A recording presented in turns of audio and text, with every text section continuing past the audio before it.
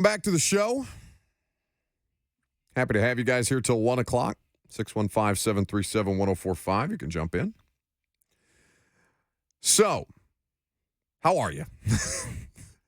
Are you well? As a Titans fan, are you okay? I feel like I haven't checked in on you the person, in a little while. I feel like I've been doing a lot of talking about your football team, but I feel like I haven't checked in with you. We come in here on Mondays lately, basically for a calendar year now, bud. There's been a lot of bad Mondays we've been walking in here. And I had somebody text me the other day, our buddy Jeremy Forsyth, like complimenting us on how we have kept the show entertaining, even though the football team stinks. And I said, well, basically the way that we do this, it doesn't really vary much from when they win or when they lose, which I think has allowed us, at least us, to maintain a level of consistency. But the losing wears on everybody. It's been a year. So I feel like I haven't checked in on Titans fans well enough, especially at 4-8. 4-8 feels like a pretty fragile place. There's been a lot of stuff going around. You got a lot of different information and misinformation and theories and infighting going on in your football team right now, all kinds of different stuff. People are pointing fingers and fighting for jobs. People in the Titans organization are in survival mode. That does not lend itself to a productive working environment. Not a lot of reasons for the good vibes, but Monday Night Football will have us excited. Spoke about it yesterday. And the idea of what matters most at this particular time. We came in here prior to Craig Aukerman being fired, Lucas, talking about the idea of, they lost. But I didn't feel awful about it. I didn't feel awful about it. About the performance. About the performance. I think that was the most crushing loss of the season so far. Yes. Because that felt like a breaking point of, if anybody's still hanging around with playoff hopes, that was the game. Yeah. Where you beat a divisional opponent, claw back to 5-7. Crowd was great. Crowd was into it. Looked like you might stay undefeated at home, especially against the Colts. You had dropped 2 division games. 0-3 is kind of a death sentence, even though it isn't officially a death sentence. But you get swept by the Colts at home in a game that I'm not going to say that they should have won it, because they had a bunch of reasons why they didn't win it. But a game that felt very attainable, that you fought your ass off for. Yeah. That they fought for it, right? Like that's the thing that I came away with more than anything else was, all right, the questions about what is resonating from Mike Vrabel in the locker room are unfounded. This team just went out there and tried to kick somebody's ass. Yeah, they've quit on Vrabel voices haven't been around. Sunday disproves that, I think, pretty vigorously. Now, that is the loser's lament. Like, let me say that on the front end. We're not doing the participation trophy stuff. We're not doing moral victories. I'm just saying, on the scale of things that are left to be evaluated, the head coach being one of them, has the football team quit on Mike Vrabel? Sunday is evidence very much to the contrary of that. Now, where are you with Titans fans saying they want to lose out? Like, if a Titan fan came up to you out on the street and said, Buck, if we do any better than 4-13 this year, I'm going to be pissed. How do you take that now? Now that we're 12 games in, whereas a few weeks ago somebody's calling in saying Buck and Lucas would rather go 8-9 than, what'd he say, 3-14 or whatever. Be careful. I'm just doing the math in my head. Damn, 17 games. You just got so scared. and we, I think, rightfully jumped all over that guy. Said, "Are you kidding me? Yeah. Are you kidding me? 8-9, you're in play for a wild card spot. Like, what are we doing here? It's either Super Bowl or high draft pick." That was like, also what a month and a half ago. That was a month and a half ago. That's why I got so pissed. So if we get that phone call today and say, "I want to go 4-13, not 7-10," how do you take that now? I'm not going to jump you, but I'm still going to be like, I don't like it. Like, I would, because I am going to Miami and because I'm going to Houston and because I'm going to be at all these games, I would rather cover. Well, here's what I'll say. I would rather cover compelling games. It's tough for anything to be compelling as a 4-win football team, all right? With not a lot of sign of hope. So, just for the sake of variance, something different, a win would be nice. As somebody with no rooting interest other than what's going to do the best for the show, oh my God, please don't leave us. It's only December the 7th. We still have 5 more weeks to talk about this football team. That is largely my fear. Please don't leave yet. Don't turn on the Christmas music yet. I swear to God, we'll find something interesting to talk about. Is kind of my position. But I'm not going to jump a Titans fan the way that I did a month and a half ago, who basically chastised us for not being interested in the idea of a football team in September losing out. Like, it's such a, I get it. And you're right. You should feel that way. Because I don't feel that way is purely selfish. My feelings do not matter in this. My feelings are not about the future of your organization. My feelings are about what's going to put on the best radio show after Miami. God help us. I don't know what that's going to look like. Perhaps it'll be so bad that it's funny. We'll try and figure it out from there. But my level of engagement right now is what is the most compelling of what remains. And there's not a lot. Tighten Up Tony on the F&M Bank chat says, one more win is fine. Beat Houston in the throwback game. He will allow one more win. 5-12, nothing more. I like that. Nothing less. I like that. Well, yeah, because you can't lose. Okay, that's the only must-win game on the schedule, right? That's what it is. You cannot have spent the entire offseason trolling the city of Houston, the Texans as an organization, the population that remains both in Houston and around the NFL that thinks that you don't deserve to wear those jerseys. You can't get your ass kicked in the Oilers uniforms. Like, that can't happen. That can't happen. It's the only must-win game left on the schedule. You can't lose to the Texans in the Oilers uniforms. Otherwise, all is lost.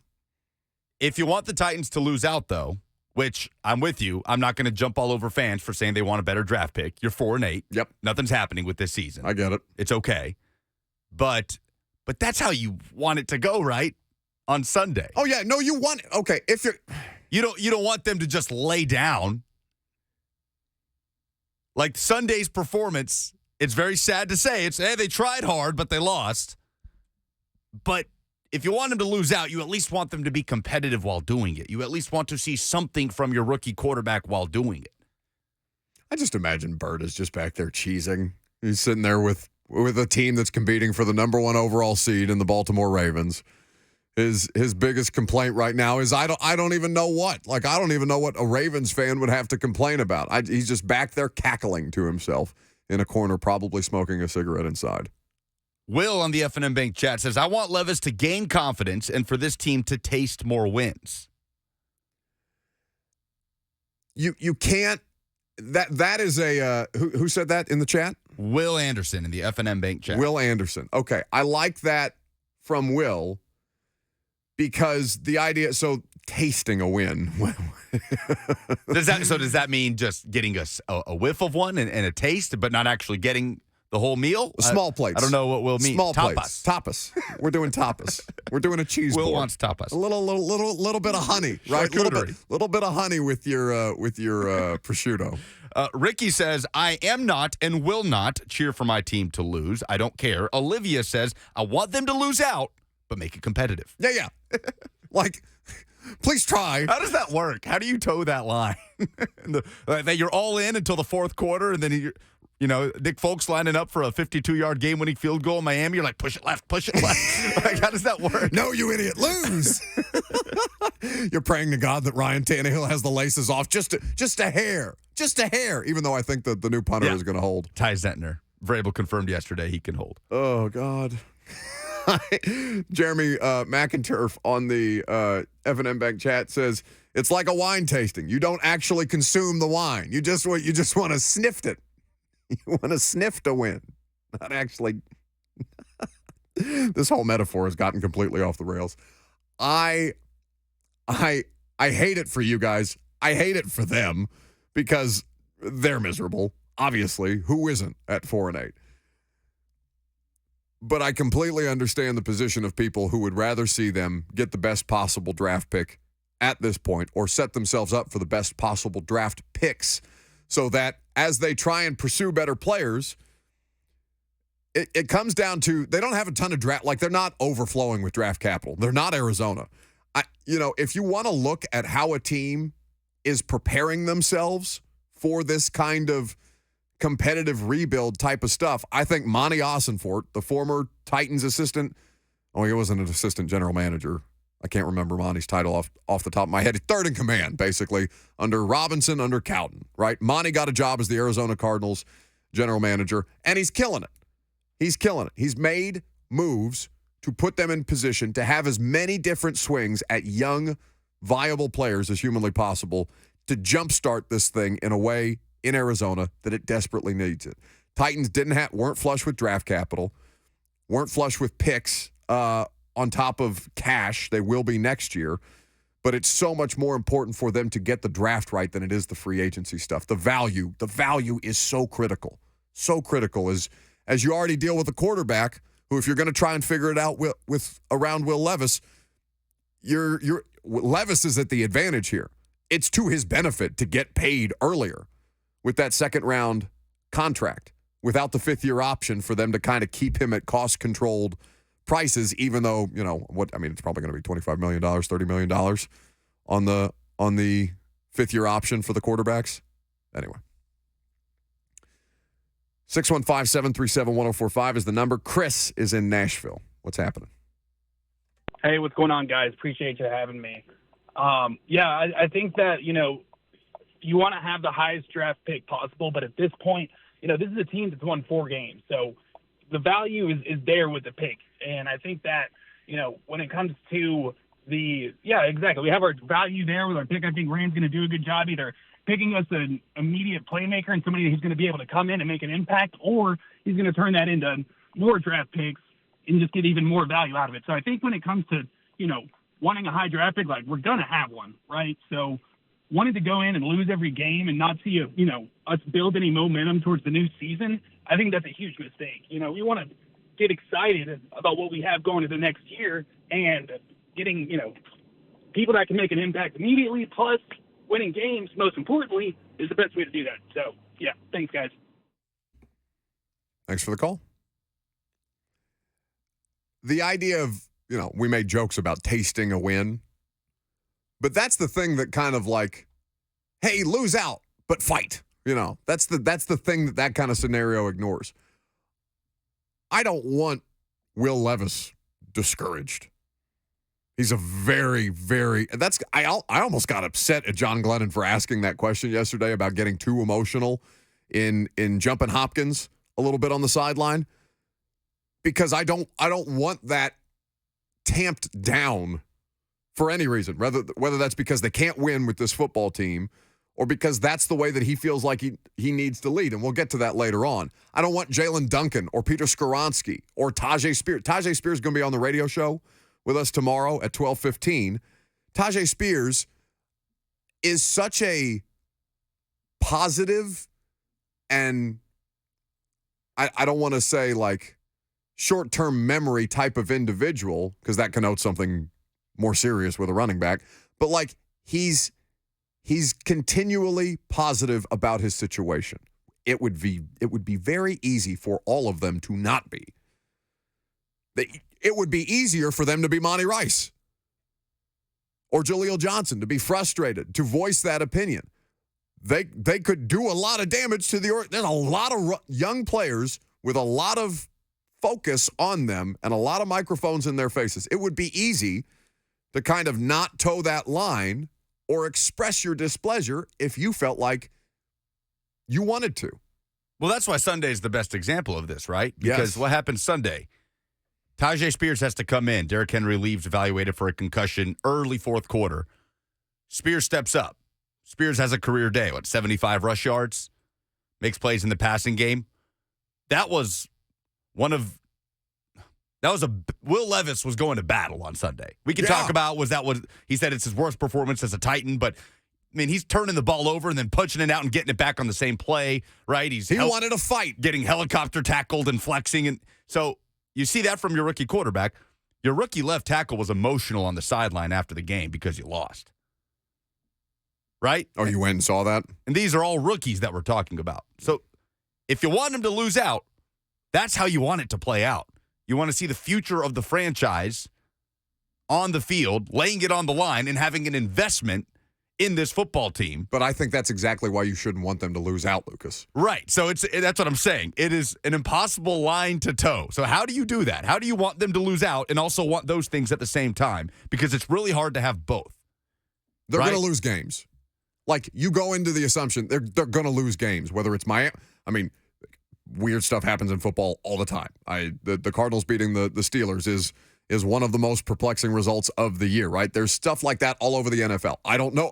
I sincerely doubt that Miami, Tennessee is one of them, but we'll see. Whether it's Miami on Monday Night Football, whether it's Houston at home, I think the following weekend on the 17th, and their last road trip of the year at Houston, whatever game, Seattle on Christmas Eve, whatever game they lose or they win, you don't want them to lose out.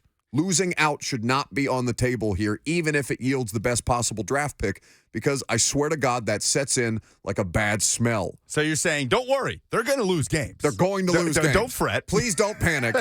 Your football team is awful. They're going to lose football games. I promise you. So they can't lose them all. They currently hold the number 8 pick in the draft. They're 4-8. The Giants currently hold the number 7 pick. They are 4-8 as well. A lot of 4-8 teams. Chicago, both New York teams, and the Titans are all 4-8. That's just what we need is a damn logjam. 4-win football team. The sport is gross. Oh, and the Commanders have 4 wins. Ugh. So that's 5 teams in the NFL with 4 wins. Disgusting. The Saints have the number 9 pick. They're 5, and there's 4 teams that are 5-7. It goes Saints, Bucks, Raiders, Chargers. So there's a logjam there. Is the difference between the number 8 pick and the number 10 pick substantial enough for you to want them to lay down and lose out for the rest of the year? Because I think the answer is no. Is it Brock Bowers or a guard that plays tackle or a tackle that plays guard? People are very sensitive. You can't ask them these kind of questions. Nobody's going to give you a rational response. Lucas, I'm at the point where I'm comforting them by saying you're going to lose games. Don't worry. It's okay. Hey, calm down. I feel like I'm burping them like a baby. Yeah. Like You're going to lose. Gonna be okay, little guy. You're not going to win out. Don't you worry.